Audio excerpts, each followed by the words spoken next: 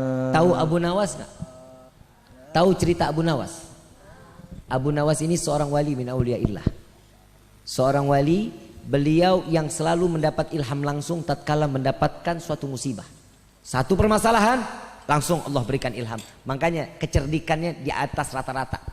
Sampai kalau kita cerita dengar nih, kalau kita punya teman akalnya banyak, kita pasti bilang nih otak-otak Abu Nawas nih orang nih. Kenapa? Banyak akalnya.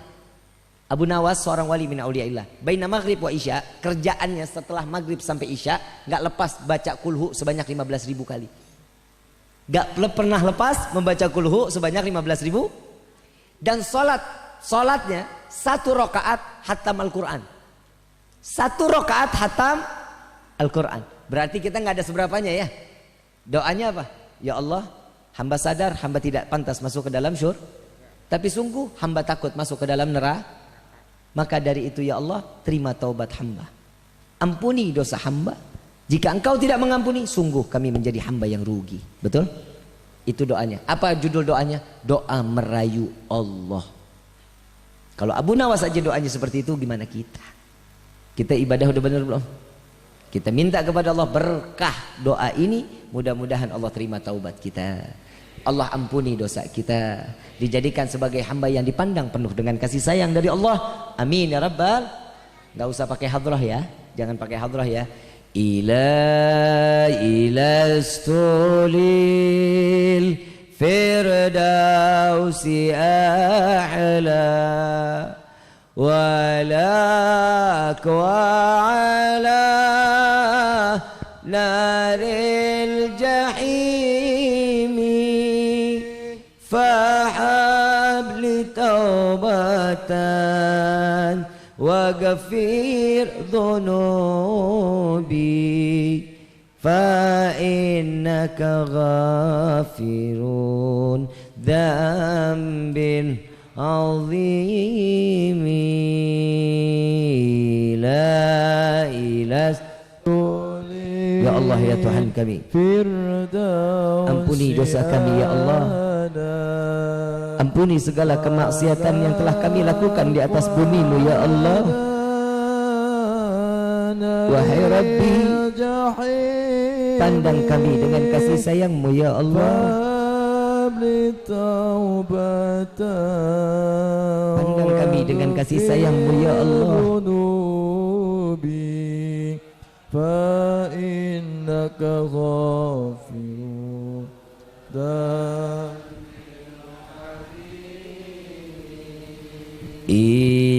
Ilas. Wahai Rabbi, ampuni segala dosa-dosa kami ya Allah. Wala ghala naril jahimi. Wahai Rabbi, terima taubat hamba di malam ini ya Rabb. Dosa yang telah lama, dosa yang selalu kami lakukan di atas bumi ini, jangan kau pandang kami dengan penuh kehinaan ya Rabb.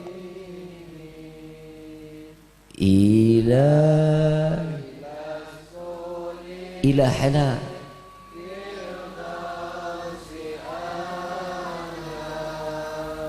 wahai yang maha pemalu,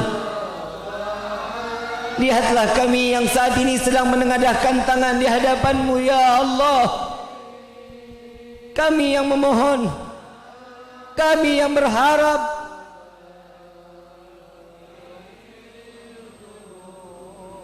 Bukankah kami lebih berhak Engkau kabulkan segala hajat dan doa kami ya Rabb?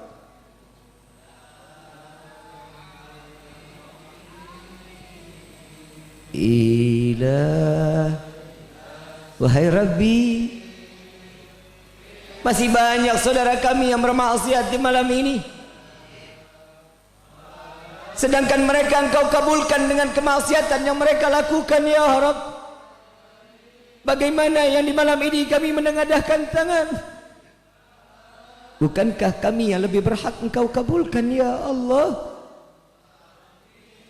Kabulkan segala hajat kami, ampuni kami. Jangan Kau matikan kami penuh dengan dosa ya Allah. ilah, wahai Rabbi, jauhkan penyakit hati yang ada pada diri ini ya Allah. Jauhkan kebencian dari hati kami dengan para alim ulama, para kiai, para habaib, para pewarismu ya Allah. Wahai Rabbi, terangkan hati kami, tumpahkan cahayamu ke dalam hati kami, sehingga ditetapkan iman kami ya Rabb. Ilas, wahai Rabbi, panjangkan umur kedua orang tua kami, sehatkan badan kedua orang tua kami, berkahi kehidupan kedua orang tua kami, bahagiakan mereka ya Allah, angkat derajat mereka ya Allah, dan izinkan kami membahagiakan mereka dengan membawa mereka melaksanakan haji dan umrah dan berziarah ke makam Sayyidina Muhammad.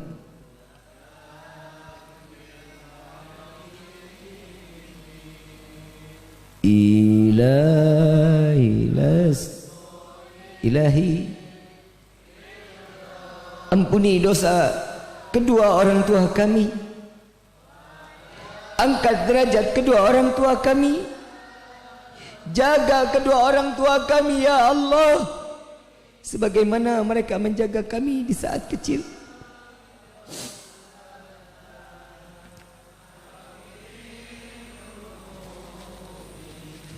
Wahai Rabbi, dan ampuni dosa kami terhadap kedua orang tua kami, kedurhakaan kami terhadap kedua orang tua kami.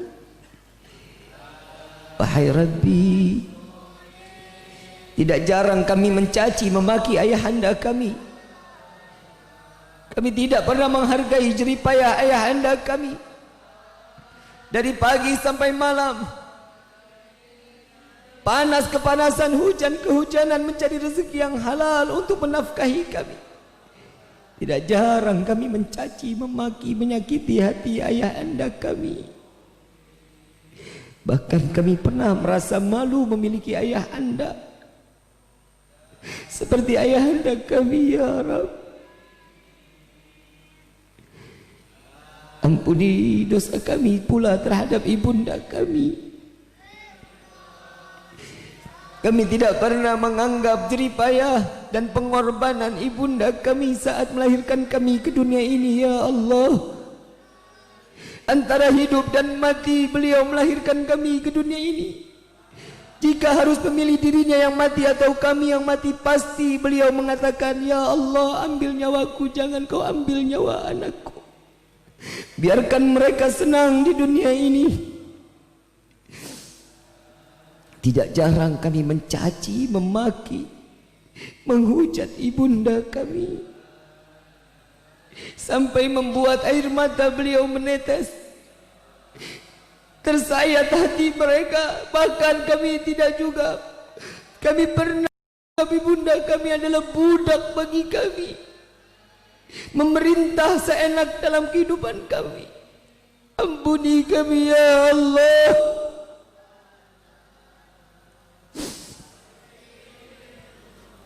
Wahai Rabbi, bagi kedua orang tua kami yang telah tiada, lapangkan kubur mereka ya Allah. Jadikan kubur mereka raudhah min riyadhil jannah. Wahai Rabbi, jangan kau biarkan mereka di dalam kegelapannya. Terangkan kubur mereka. Kirimkan malaikatmu untuk menemaninya sampai datangnya yaumil qiyamah. Kumpulkan kami di dalam syurgamu bersama kedua orang tua kami dan seluruh keluarga kami. Wahai Rabbi, besar harapan kami, kau kabulkan doa kami ini ya Allah.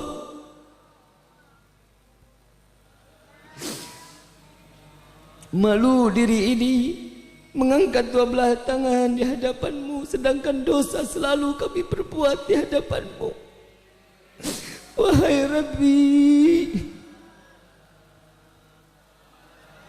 Izinkan kami sebagai anak penyelamat kedua orang tua kami saat melintasi sirat, sampainya mereka selamat masuk ke dalam syurga-Mu.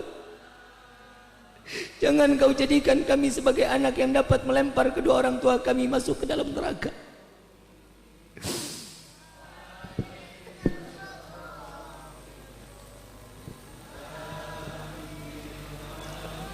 Ya Rabbi,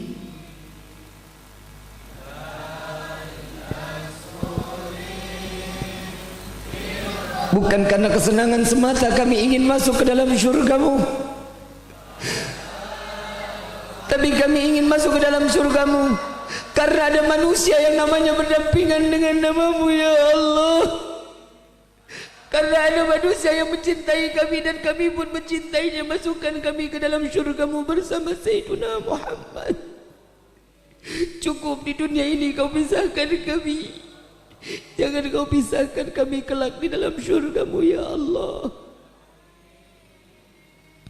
Izinkan tangan yang penuh dengan dosa ini untuk menggenggam tangan Sayyiduna Muhammad. Jangan Kau butakan mata ini untuk memandang keindahan wajah Sayyiduna Muhammad. Izinkan lisan yang penuh dengan dosa ini untuk meminum telaga Al-Kautsar melalui tangan Sayyidina Muhammad. Ya ilahi wa maliki anta ta'lam kaifa hali. Sesak rasa hati ini penuh kerinduan kepada Sayyidina Muhammad. Ya Allah, jadikan air mata ini sebagai saksi kelak di yaumil qiyamah, bukti taubat kami kepadamu ya Allah. Wahai Rabbi, panjangkan umur guru-guru kami, sehatkan badan guru-guru kami ya Allah. Wabil khusus kepada Habib Quraish bin Qasim bin Ahmad Baharun, panjangkan umur beliau, sehatkan badan beliau, berkahi kehidupan beliau, angkat derajat guru-guru kami ya Allah. Berkahi ilmu guru-guru kami ya Rabb. Begitu pula kepada Habib Muhammad Rizik bin Husain Syihab, panjangkan umur beliau, sehatkan badan beliau, jauhkan segala bentuk dunia ini dari segala fitnah ya Allah. Kumpulkan kami di dalam syurga-Mu bersama guru-guru kami. Wahai Rabbi,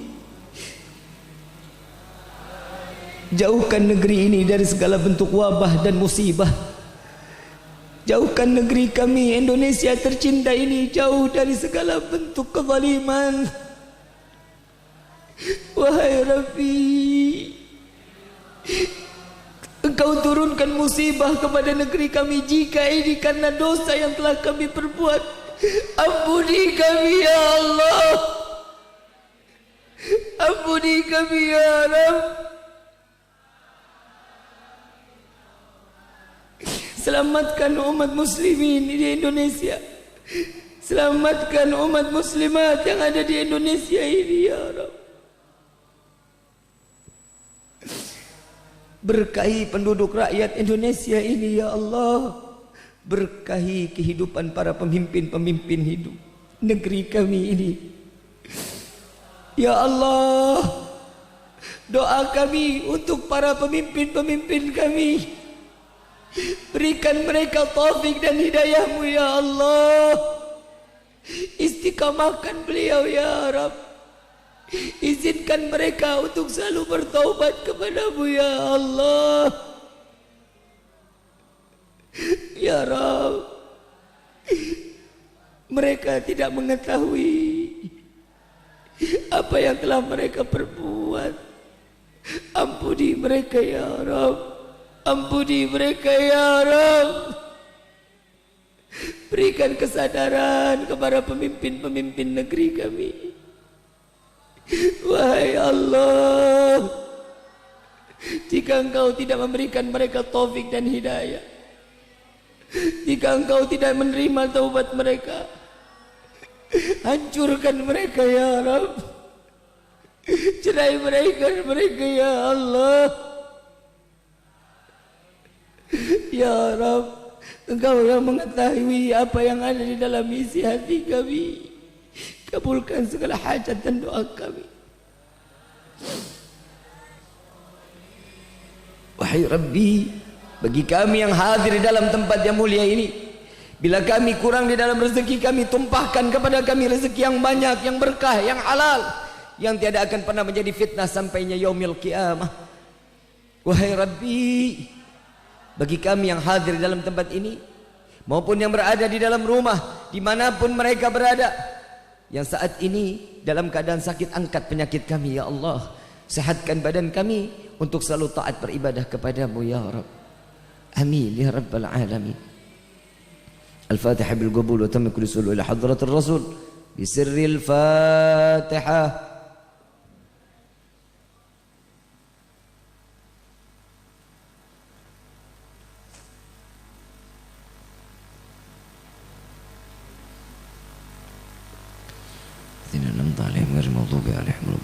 Amin amin amin rabbil alamin.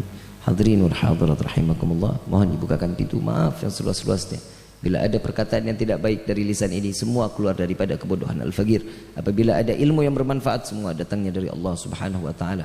Kurang lebih mohon dibukakan pintu maaf yang seluas-luasnya. Wabillahi taufiq wal hidayah. Wassalamualaikum warahmatullahi wabarakatuh.